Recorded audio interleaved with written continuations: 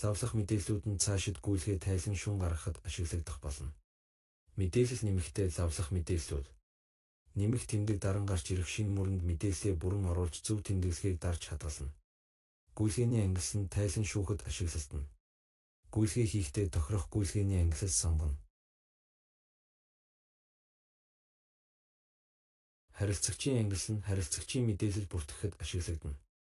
Нэг харилцагч олон ангилалд хамаарч болно.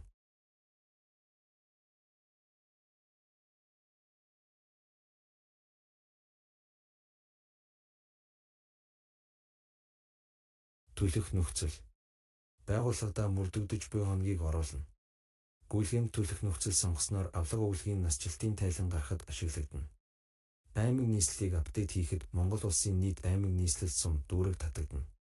Харилцагчийн мэдээлэл бөглөх болон тайлан шүүхэд ашиглагдана.